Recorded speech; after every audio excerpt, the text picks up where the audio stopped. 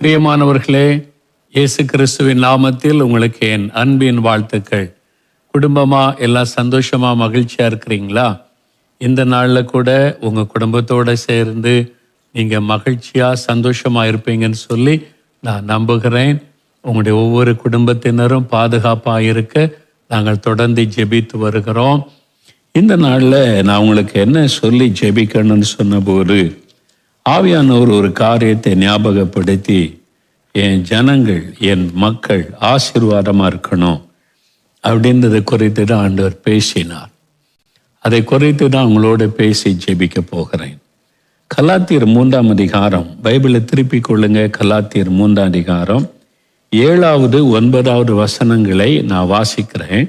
நல்ல கவனிங்க. கலாத்தியர் 3, 7, 9 வசனங்கள். ஆகையால் விசுவாச மார்க்கத்தார்கள் எவர்களோ அவர்களே ஆபிரகாமின் பிள்ளைகள் என்று அறிவீர்களாக.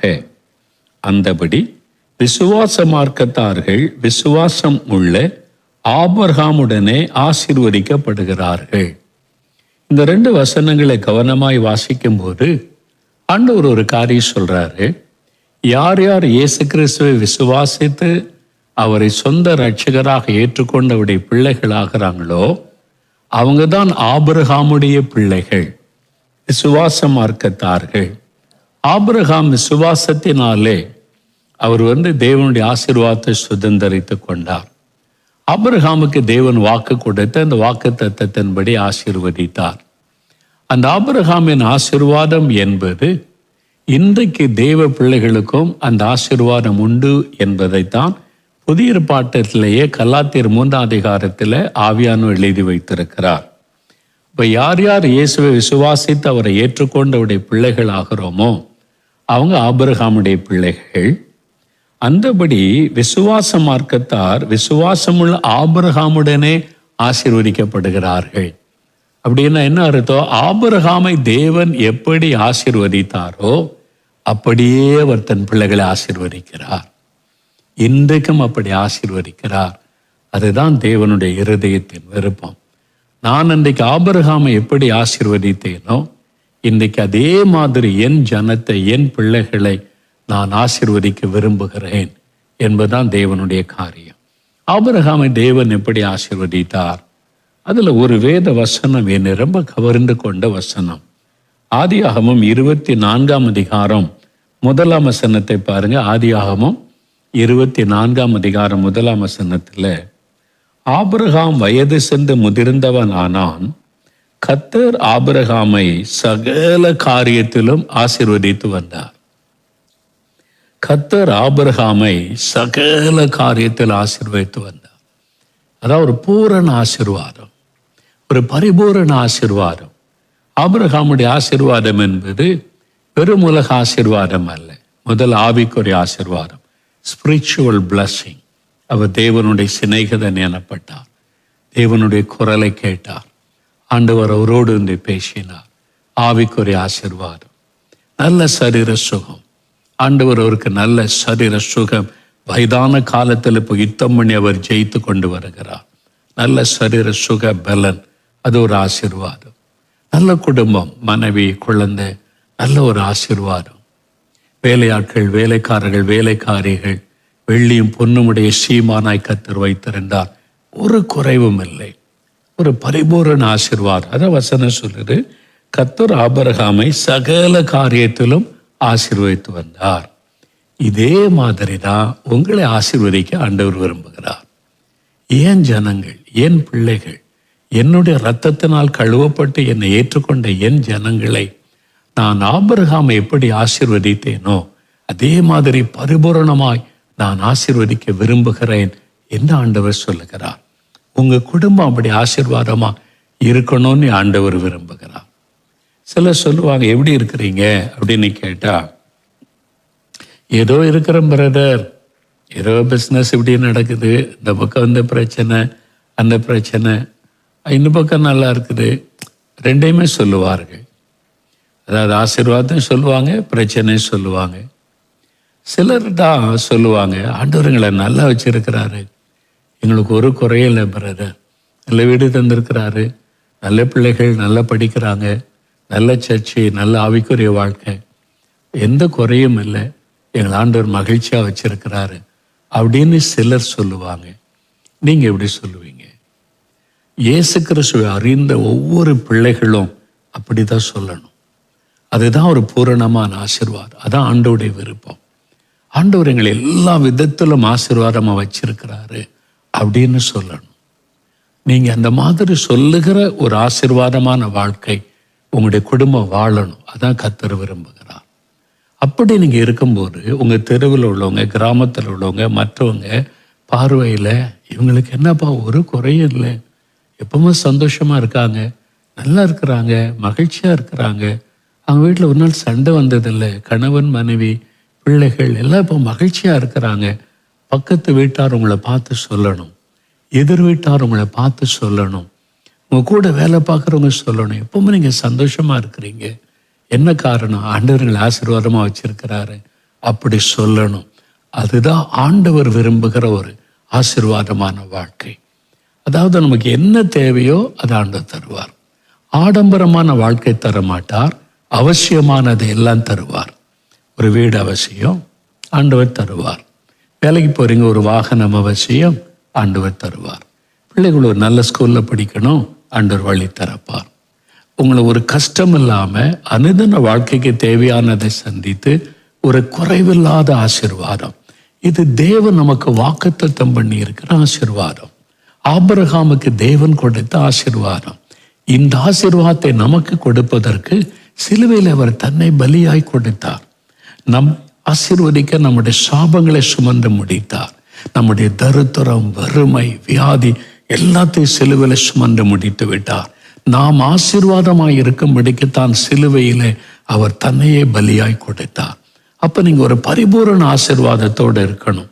நீங்க எப்பவும் மகிழ்ச்சியா சொல்லணும், ஆண்டவர் எங்களை குறைவில்லாமல் வச்சிருக்கிறார், ஆசீர்வாதமா வச்சிருக்கிறார், எங்களை நல்லா வச்சிருக்கிறாரு அப்படின்னு சொல்லணும். இதை பார்க்கிற புறஜாதி மக்கள் எப்படிங்க நீங்க மட்டும் இவ்வளவு ஆசீர்வாதமா இருக்கிறீங்க? இயேசு எங்களுக்காக சிலுவையிலே ரத்தம் சிந்தி மறித்து இந்த ஆசீர்வாதத்தை தந்திருக்கிறார், உங்களுக்கும் தருவார் என்று இயேசுவை நீங்கள் உங்களுக்கு அறிமுகப்படுத்த முடியும். அந்த மாதிரி ஒரு பிளஸ்ஸிங் உங்க வாழ்க்கையில நீங்க சரியா உங்களுடைய வாழ்க்கையை ஒப்பு கொடுத்து ஒழுங்கான வேத வாசிப்பு, ஒழுங்கான குடும்ப ஜெபம், விசுவாசம் இதில் கரெக்டாக இருந்தீங்கன்னா உண்மையில் இந்த உலகத்தின் எந்த பிரச்சனையும் உங்களை டிஸ்டர்ப் பண்ணாது, எந்த குறைவும் உங்களை தாக்க முடியாது. பிரச்சனை வரும், நீங்கள் மேற்கொண்டு போயிடுவீங்க. போராட்டம் வர்ற மாதிரி இருக்கும், நீங்கள் ஜெயம் எடுத்து போயிடுவீங்க. ஒரு நாள் நீங்கள் வெட்கப்பட மாட்டீங்க, குறைவுபட மாட்டீங்க. கடன் பிரச்சனைன்னு சிக்கி கொள்ள மாட்டீங்க. இதெல்லாம் நீங்கள் யோசிங்க. நீங்கள் கடன் பிரச்சனை முழுமையாக விடுதலை அடையணும். அந்தந்த மாதம் எங்களுடைய தேவைகளை கர்த்தர் சந்திக்கிறார். எங்களுக்கு வேலை கொடுத்துருக்கிறாரு, வருமானம் தந்திருக்கிறாரு, பிஸ்னஸ் தந்திருக்கிறாரு, எங்களை குறைவில்லாமல் நடத்துகிறார். அந்த மாதிரி ஒரு சாட்சியான ஆசீர்வாதமான வாழ்க்கை நீங்க ஆசீர்வாதமாய் வாழும் பொழுது இயேசுவின் நாமம் மகிமைப்படும். இல்லை நீங்க ஒரே கடன், வட்டிக்கே போகுது இப்படி சொல்லுங்க. அப்ப என்ன நீங்க சர்ச்சுக்கு போறேன்றீங்க, ஜெபெல்லாம் பண்றோன்றீங்க, இயேசுன்றீங்க, பிறகு ஏன் இப்படி இருக்கிறீங்கன்னு கேட்டா இயேசுக்கு அவமானம் தானே. அப்ப அந்த மாதிரி இருக்கணும். நம்ம இருக்கக்கூடாது. நம்ம ஒரு பூரண பிளஸ்ஸிங்கோட இருக்கணும்.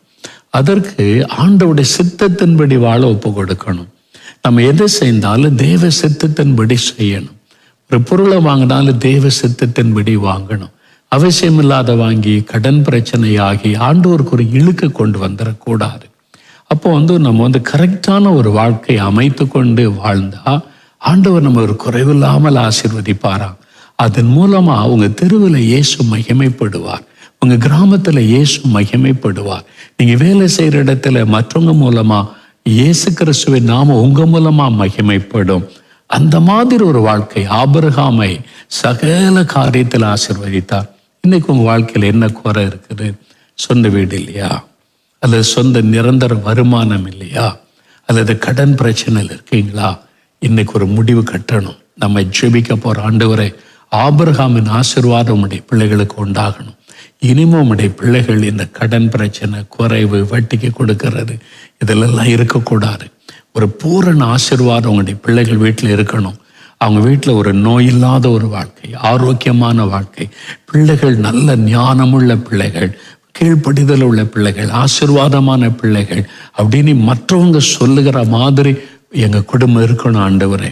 எங்கள் குடும்பத்தை பார்த்து இயேசுவை மற்றவங்க மகிமைப்படுத்தணும். நாங்கள் இயேசுவை நாமத்தை உயர்த்தி காண்பிக்கணும். எங்கள் ஆண்டவர் இயேசுங்களை இப்படி வச்சிருக்கிறாருன்னு நாங்கள் மகிழ்ச்சியோடு சொல்லணும். எங்களுக்கு ஒரு குறையும் கிடையாது. எங்களுக்கு அந்தந்த காரியத்தில் இயேசு எங்களுக்கு அற்புதம் செய்கிறார் அப்படின்னு நாங்கள் சொல்லணும். அப்படி ஒரு வாழ்க்கை வாழ விரும்புகிறீங்களா? ஆண்டவர் அதை விரும்புகிறார்.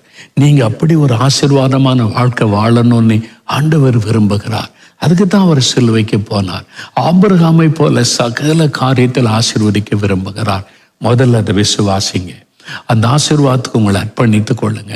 நான் எங்க மூலமா நீங்க மகிமைப்படுவதற்காக இந்த வாழ்க்கை எங்களுக்கு தாங்க.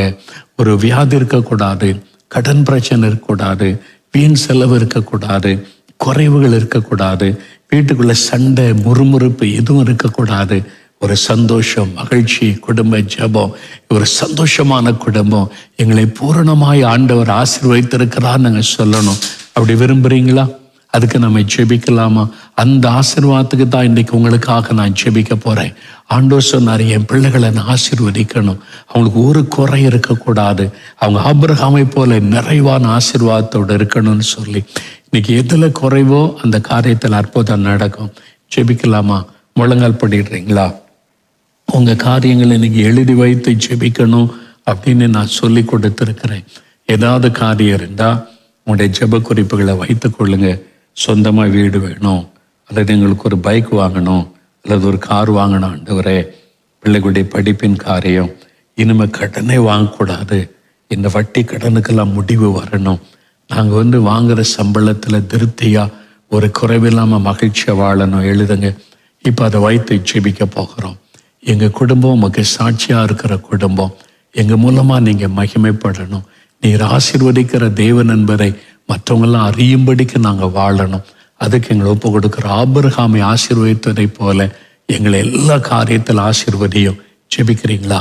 என் பிள்ளைகளை ஆசீர்வதியும், வருமானத்தை ஆசீர்வதியும், பிஸ்னஸை ஆசீர்வதியும், வேலை ஆசீர்வதியும், ஆபிரகாமை போல ஆசீர்வதியும், நாங்கள் சாட்சியாக இருப்போம் அப்படின்னு சொல்லி ஜெபிக்கலாமா? ஜெபம். ஆண்டவர் அற்புதம் செய்வார் பாருங்க. பூரண ஆசீர்வாதம். அப்படியே நாம் ஜெபிக்கலாம். தகப்பனை, இந்த குடும்பத்திற்காக ஸ்தோத்திரப்பா. இவங்க உங்க பிள்ளைங்கப்பா. கல்வாரி சிலுவையில் ரத்தம் சிந்தி மீட்டு கொண்டீங்க. உங்க ரத்தத்தினால கழுவப்பட்ட உங்க பிள்ளைங்க உங்களுடைய குமாரரும் குமாரத்திகளுமா இருக்கிறாங்க. இந்த குடும்பமே உமக்கு சொந்தம். இந்த வீட்டில் இருக்கிற எல்லாரும் உமக்கு சொந்தப்பா. இந்த வீட்டு உம்மால் ஆசீர்வதிக்கப்பட்டு இருக்கணும். ஆபிரகாமை போல ஆசீர்வதிக்க நீர் விரும்புகிறீர். ஆபிரகாமை சகல காரியத்திலும் ஆசீர்வதித்ததை போல இந்த பிள்ளைகளை எல்லா காரியத்திலும் ஆசீர்வதியும். ஆவிக்குரிய வாழ்க்கையில் ஆசீர்வதியும், உலக காரியத்தில் ஆசீர்வதியும், சரீரத்தில் சுக பலனை கொடுத்து ஆசீர்வதியும். கடன் பிரச்சனைகள் இல்லாத குடும்பமா இந்த பிள்ளைகளை மாற்றும். இவங்க கடன் வாங்கவே கூடாது, இனி வட்டி கொடுக்கவே கூடாது. அதிலிருந்து பூரண விடுதலை கொடுத்து அவங்களை ஆசீர்வதிங்க. அவங்களுடைய தேவைகளை நீங்க சந்திங்க ஆண்டவரே. அவங்களுக்கு வருமானத்திற்கு நல்ல வழிகளை உண்டாக்கி கொடுங்கப்பா. எந்தெந்த பகுதியில் குறைவுபட்டு இருக்கிறார்களோ அதெல்லாம் இயேசுவின் நாமத்தில் நிறைவாக்கப்படட்டும், நிறைவாக்கப்படட்டும். அந்த குறைவுகள் எல்லாம் மாறட்டும். சகல காரியத்தில் நம்முடைய பிள்ளைகள் ஆசீர்வதிக்கப்பட்டு அந்த தெருவில், அந்த அபார்ட்மெண்ட்ல, அந்த ஊரில், அவங்க உறவினர்கள் நடுவில், வேலை செய்யறவங்க மத்தியில் இவங்க தேவனால் ஆசீர்வதிக்கப்பட்டவர்கள் என்று மற்றவர்கள் சொல்லி இயேசுவை மகிமைப்படுத்துகிற ஒரு வாழ்க்கை வாழணும். கர்த்தரப்படி ஆசீர்வதிங்க. வீட்டுக்குள்ள சமாதானம், சந்தோஷம், மகிழ்ச்சி, ஒரு மனம், ஆசீர்வாதம் உண்டாயிருக்கட்டும். நோய்கள் விலகட்டும். எந்த வாதையும் தொடாதபடி காத்துக்கொள்ளும். கர்த்தர் ஆசீர்வதித்ததற்காய் ஸ்தோத்திரம். இந்த பிள்ளைகள் எழுப்புதலுக்காக நீங்க தெரிந்து கொண்ட பிள்ளைகள்.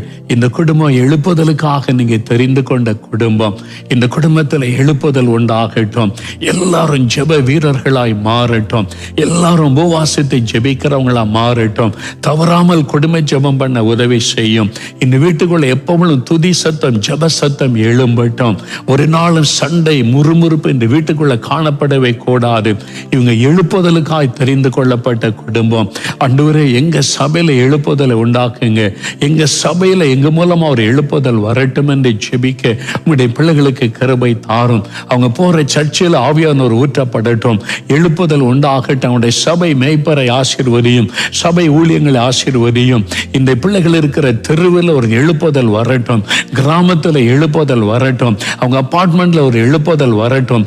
இவங்க மூலமா அந்த பகுதியில் இருக்கிற எல்லாரும் ரட்சிக்கப்படட்டும், ஆவியானவர் ஊற்றப்படட்டும். எல்லா குடும்பங்களும் உம்மை அறிந்து கொள்ளணும், உம்மை ஏற்றுக்கொள்ளணும், ரட்சிக்கப்படணும். எழுப்புதலுக்காக இந்த பிள்ளைகளை நீங்க பயன்படுத்துங்க ஆண்டவரே. இதோ எங்களுடைய மாநிலத்திற்காக ஜெபிக்கிறோம். எங்களுடைய முதலமைச்சர் மீது நீர் ஆளுகை செய்யும். அவருடைய சொந்த விருப்பத்தை நிறைவேற்றாதபடி உம்முடைய திட்டம் அவர் மூலமா எங்களுடைய மாநிலத்தில் நிறைவேற எங்களுடைய முதலமைச்சரை நீர் பயன்படுத்தும்படி ஜெபிக்கிறோம். எங்களுடைய பிரதமருக்காக ஜெபிக்கிறோம். அவருடைய சொந்த விருப்பத்தை தேசத்தில் நிறைவேற்றாதபடி பரலோகத்தின் தேவனுடைய விருப்பத்தை நிறைவேற்றும்படி ஆவியானவர் அவரை பயன்படுத்த வேண்டும் என்று ஜெபிக்கிறோம். எல்லாரும் மேல நீங்க ஆளுகை செய்யுங்க. 138 கோடி ஜனம் ரட்சிக்கப்படணும், இந்திய மக்கள் ரட்சிக்கப்படணும், எல்லாரும் அறிந்து கொள்ளணும், எல்லாரும் ஆசீர்வதிக்கப்படணும். எல்லாருக்காக சிலுவையில நீங்க மரித்தீங்களே, உங்களை வெளிப்படுத்துங்க, ரட்சிங்க, ஆசீர்வதிங்க. ஆண்டவர் அப்படி செய்கிறதற்காக உமக்கு ஸ்தோத்திரம், ஸ்தோத்திரம், ஸ்தோத்திரம். அப்பா, ஆபிரகாமின் சகல ஆசீர்வாதத்தை எங்களுக்கு தந்துவிட்டீர் என்று நாங்கள் விசுவாசிக்கிறோம். உம்முடைய ஆசீர்வாதத்திற்கு நாங்கள் சாட்சியாயிருந்து எல்லா மக்களும் இந்த ஆசீர்வாதத்தை பெற்றுக்கொள்ள நாங்கள் வழிநடத்த எங்களுக்கு உதவி செய்யும். உம்முடைய அன்பின் கரத்தில் ஒப்பு கொடுக்கிறோம். இயேசுவின் நாமத்தில் ஜெபிக்கிறோம் பிதாவே. ஆமென், ஆமென். பிரியமானவர்களே, ஆண்டவர் ஜெபத்தை கேட்டா இந்த வாக்குத்தத்தத்தை சொல்லி நீங்க தினமும் ஜெபிக்கலாம். ஆபிரகாமின் ஆசீர்வாதம், பூரண ஆசீர்வாதம் எங்க வீட்டில் உண்டாயிருக்கணும். சாட்சியா இருக்கவும் உம்முடைய ஆசீர்வாதத்துக்கு நாங்கள் சாட்சியா இருக்கணும். நீர் தான் ஆசீர்வதிக்கிற தேவன் என்று நாங்கள் எல்லாருக்கும் சொல்லணும். அதுக்காக எங்களை ஆசீர்வதியும் அப்படின்னு சொல்லி கேட்கணும். சரியா? கர்த்தர் அப்படியே ஆசீர்வதிப்பார். கர்த்தர் உங்களை ஆசீர்வதிக்கட்டும். ஆமென்.